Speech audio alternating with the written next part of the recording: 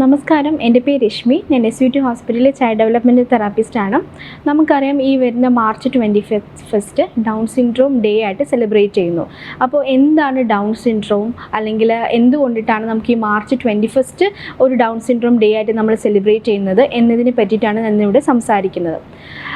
ഈ down syndrome എന്ന് പറയുന്നത് ഒരു ജനറ്റിക്കിൽ സംഭവിക്കുന്ന വ്യത്യാസത്തിൽ ഉണ്ടാകുന്ന ആ ഒരു കണ്ടീഷനിൽ വരുന്ന അതിനെയാണ് നമ്മൾ ഡൗൺ സിൻഡ്രോം എന്ന് പറയുന്നത്. അപ്പോൾ ഈ ഡൗൺ സിൻഡ്രോം എന്ന് പറയുന്നത് നമ്മൾ ക്രോമോസോമിൽ ഉണ്ടാവുന്ന ആ ഒരു ഡിഫറൻസിൽ സംഭവിക്കുന്ന കണ്ടീഷനിലാണ് നമ്മൾ ഡൗൺ സിൻഡ്രോം എന്ന് ഉദ്ദേശിക്കുന്നത്. ഇങ്ങനത്തെ ഒരു കുഞ്ഞുങ്ങളെ നമ്മൾ പ്രത്യേകമായിട്ട് കെയർ ചെയ്യേണ്ടത് വളരെയധികം അത്യാവശ്യമാണ്. നമുക്കെല്ലാവർക്കും അറിയാം, നമുക്ക് നമ്മുടെ മനുഷ്യ ശരീരത്തിലുള്ള ക്രോമോസോംസ് 46 പെയേഴ്സ് ഉണ്ട് അല്ലേ. 46 ക്രോമോസോംസ് ഉണ്ട്, 23 പെയേഴ്സ് വെച്ചിട്ട്. അപ്പോൾ ഈ 23 പെയേഴ്സ് വെച്ചിട്ടുള്ളതിൽ നമുക്ക് 21 അത് ക്രോമോസോമിൽ സംഭവിക്കുന്ന ആ ഒരു വ്യത്യാസം ആണ് നമ്മൾ കൂടുതലും ഡൗൺ സിൻഡ്രോം. അതായത് 21st ക്രോമോസോമിൽ ഒരു അഡീഷണൽ ക്രോമോസോം കൂടി ആഡിങ് ആയിട്ട് വരും. അതുകൊണ്ടിട്ടാണ് നമ്മൾ ഡൗൺ സിൻഡ്രോം ഡേ ഈ ഒരു മാർച്ച് 21 നമ്മൾ സെലിബ്രേറ്റ് ചെയ്യുന്നത്. ഈ ഡൗൺ സിൻഡ്രോം കുഞ്ഞുങ്ങളും നോർമൽ കുട്ടികളുമായിട്ട് നമുക്ക് പെട്ടെന്ന് തന്നെ തിരിച്ചറിയാനായിട്ട് സാധിക്കും, ഇവരുടെ ഫിസിക്കൽ അപ്പിയറൻസ് വഴിയിട്ട്. അപ്പോൾ നമ്മുടെ ഡൗൺ സിൻഡ്രോം കുഞ്ഞുങ്ങളെ എടുക്കുകയാണെന്നുണ്ടെങ്കിൽ അവരുടെ ഫേസ് എന്ന് പറയുന്നത് മംഗോളിയൻ ഫേസ് ആയിരിക്കും. അവരുടെ ഇയർ എന്ന് പറയുന്നത് ലോസെറ്റ് ഇയേഴ്സ് ആയിരിക്കും. നമ്മളിപ്പോൾ ഈ ഒരു ഐയുടെയും ഈ ഒരു ഇയർ ലെവൽ എടുക്കുകയാണെങ്കിൽ ഇവരുടെ ഇയേഴ്സ് എന്ന് പറയുന്നത് ലോസെറ്റ് ആയിട്ട് നമുക്ക് കാണപ്പെടുന്നുണ്ട്. അതുപോലെ തന്നെ ഇവർക്ക് സ്ലാൻഡിങ് ആയിട്ടുള്ള ഐസ് ആയിരിക്കും നമ്മൾ കൂടുതലും കണ്ടുവരുന്നത്. ചില കുഞ്ഞുങ്ങൾ ചില കാര്യങ്ങൾ ശ്രദ്ധിക്കുമ്പോഴും അല്ലെങ്കിൽ ചില ആക്ടിവിറ്റീസ് ചെയ്യുന്ന സമയത്ത് ആയിരുന്നാൽ കൂടിയും അവരുടെ നാക്ക് പുറത്തോട്ട് ഇട്ടിട്ടായിരിക്കും ഇവരെ ഓരോ കാര്യങ്ങൾ ചെയ്യുന്നത്. അത് നമ്മൾ പ്രൊട്രൂട്ടഡ് ടങ് എന്നാണ് പറയുന്നത്. അങ്ങനെയുള്ള കുഞ്ഞുങ്ങളെ നമ്മൾ കണ്ടുവരുന്നുണ്ട്. ചില ഡൗൺ സിൻഡ്രോം കുട്ടികൾക്കാണെങ്കിൽ അവരുടെ IQ എന്ന് പറയുന്നത് വളരെയധികം കൂടുതലായിരിക്കും. ചില കുഞ്ഞുങ്ങളിൽ IQ എന്ന് പറയുന്നത് വളരെയധികം കുറവ് തന്നെയായിരിക്കും. അതുപോലെ തന്നെ ഈ ഡൗൺ സിൻഡ്രോം കുഞ്ഞുങ്ങൾക്ക് നമുക്ക് വേണ്ട അധിക രീതിയിലുള്ള പരിചരണങ്ങൾ നമ്മൾ കൊടുക്കേണ്ടത് വളരെയധികം അത്യാവശ്യമാണ്. നമുക്ക് അതിന് വേണ്ടി തന്നെ ഒരു സപ്പോർട്ടിംഗ് ഗ്രൂപ്പ് തന്നെ നമുക്ക് അവൈലബിൾ ആണ്.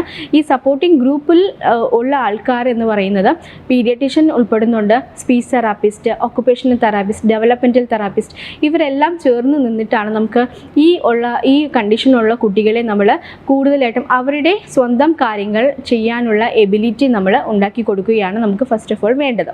ഈ ഡൗൺ സിൻഡ്രോം കുഞ്ഞുങ്ങൾ നമുക്ക് എങ്ങനെ അറിയാൻ പറ്റുമോ, നേരത്തെ അറിയാൻ സാധിക്കുമോ കുഞ്ഞിന് ഇങ്ങനെ ഒരു ജനറ്റിക് പ്രോബ്ലം ഉണ്ട് എന്ന് ചോദിക്കുവാണെങ്കിൽ തീർച്ചയായിട്ടും നമുക്ക് അറിയാനായിട്ട് സാധിക്കും.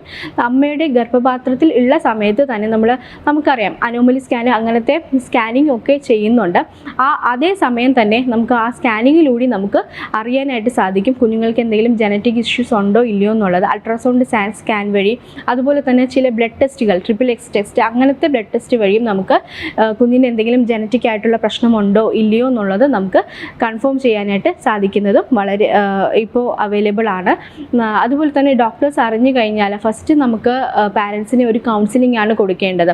അപ്പോൾ അവർക്ക് ആദ്യം ഒരു കൗൺസിലിംഗ് കൊടുക്കണം. കുഞ്ഞ് ഇങ്ങനത്തെ ഒരു കണ്ടീഷനിലുള്ളൊരു കുട്ടിയാണ്, സോ നമുക്ക് നോർമൽ കുഞ്ഞിനെക്കാട്ടിയും വളരെയധികം കൂടുതൽ കെയറും കാര്യങ്ങളും കുഞ്ഞുങ്ങൾക്ക് നമ്മൾ കൊടുക്കേണ്ടതും അത്യാവശ്യമാണ് എന്നുള്ള കാര്യം നമ്മൾ പാരൻസിന് നമുക്കൊരു കൗൺസിലിംഗ് കൊടുക്കേണ്ടതും അത്യാവശ്യം തന്നെയാണ്. മാത്രമല്ല ഈ ഡൗൺ സിൻഡ്രോം കുഞ്ഞുങ്ങൾക്ക് ഏതെങ്കിലും ഒരു കാര്യത്തിൽ ചിലപ്പോൾ അവർക്ക് കഴിവ് ഉണ്ടായിരിക്കും, അത് നമ്മൾ തിരിച്ചറിയാനായിട്ട് സാധിക്കണം. കാരണം ചില കുഞ്ഞുങ്ങൾക്ക് വരയ്ക്കാനായിരിക്കും കൂടുതൽ ഇൻട്രസ്റ്റ്, ചില കുഞ്ഞുങ്ങൾക്ക് എന്തെങ്കിലും ആക്ടിവിറ്റീസ് ചെയ്യാൻ, അല്ലെങ്കിൽ ക്രാഫ്റ്റ് വർക്ക് പോലെയുള്ള ആക്ടിവിറ്റീസ് ചെയ്യാനായിരിക്കും നമ്മൾ ശ്രദ്ധിക്കുമ്പോൾ നമുക്ക് മനസ്സിലാവുന്നത്. ചില കുഞ്ഞുങ്ങൾക്ക് ഏതെങ്കിലും ഇൻസ്ട്രുമെൻറ്റ്സിൽ കൂടുതലായിട്ടും ഇൻട്രസ്റ്റ് കാണിക്കുന്നതായിട്ട് നമുക്ക് കണ്ടുവരാം. അപ്പോൾ ഏത് ഫീൽഡിലാണ് അല്ലെങ്കിൽ ഏത് മേഖലയിലാണ് അവർക്ക് കൂടുതലായിട്ട് ഇമ്പ്രൂവ്മെൻറ്റ് അല്ലെങ്കിൽ കൂടുതലായിട്ട് അവർക്ക് ഇൻട്രസ്റ്റ് ഉള്ളത് എന്ന് നമ്മൾ പാരൻസ് മനസ്സിലാക്കേണ്ടതും അത്യാവശ്യമാണ്. ഈ ഡൗൺ സിൻഡ്രോം കുഞ്ഞുങ്ങളെ നമ്മൾ ഒരു കാരണവശാലും നമുക്കൊരു സെപ്പറേറ്റ് ചെയ്ത് അല്ലെങ്കിൽ ഒരു വേറെ രീതിയിൽ ഒരു വേർതിരിവ് നമ്മൾ കാണിക്കേണ്ട ആവശ്യമില്ല. ഇവർ നമ്മൾ കൂടെ ചേർത്ത് നിർത്തുകയാണ് വേണ്ടത്. മാത്രമല്ല അതിൻ്റേതായ നല്ല രീതിയിലുള്ള കെയറും നല്ല രീതിയിലുള്ള തെറാപ്പീസും നമ്മൾ കൊടുക്കുക. ഈ പറഞ്ഞ സപ്പോർട്ടിംഗ് ഗ്രൂപ്പ്സിൽ നമ്മൾ ഓരോ ഒക്കുപേഷണൽ തെറാപ്പി ആണെങ്കിലും ഈ സ്പീച്ചിനും അതുപോലെ തന്നെ വിഷൻ, ഹിയറിംഗ്, ഇതെല്ലാം ഈ ഡൗൺ സിൻഡ്രോം കുഞ്ഞുങ്ങൾക്ക് പ്രോബ്ലമായിട്ട് നമ്മൾ കണ്ടുവരാൻ ചാൻസ് ഉണ്ട്. സോ അതുകൊണ്ട് തന്നെ ഈ സ്പീച്ച് തെറാപ്പിസ്റ്റിൻ്റെ അടുത്ത് പോവുകയാണെങ്കിൽ, ഡെവലപ്മെൻറ്റ് തെറാപ്പിസ്റ്റിൻ്റെ അടുത്ത് പോകുകയാണെങ്കിൽ അവർ പറയുന്ന കാര്യങ്ങൾ നമ്മൾ കൃത്യമായിട്ട് തന്നെ ആ കുഞ്ഞുങ്ങൾക്ക് ചെയ്തു കൊടുക്കേണ്ടതും വളരെയധികം അത്യാവശ്യമാണ്. കാരണം നമ്മളുടെ കയ്യിൽ ആ കുട്ടി കിട്ടുന്നത് ചിലപ്പോൾ അരമണിക്കൂർ അല്ലെങ്കിൽ 1 മണിക്കൂർ ആയിരിക്കും ആ ഒരു തെറാപ്പി ചെയ്യാനായിട്ട്.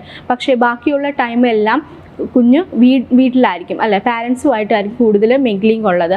സോ നമ്മുടെ പാരൻസ് എത്ര എഫോർട്ട് ഇടുന്നു അത്രത്തോളം ആ കുഞ്ഞുങ്ങളിൽ മാറ്റം നമ്മൾ കണ്ടുവരാറുണ്ട്. സോ ഇവർ പറയുന്ന ഡേറ്റ് അനുസരിച്ച് നമ്മൾ ഫോളോ അപ്പ് കൃത്യമായിട്ട് പോവുക. ഇവർക്ക് ഇടയ്ക്കിടയ്ക്ക് അസുഖം വരാനുള്ള ചാൻസസ് ഉണ്ട്.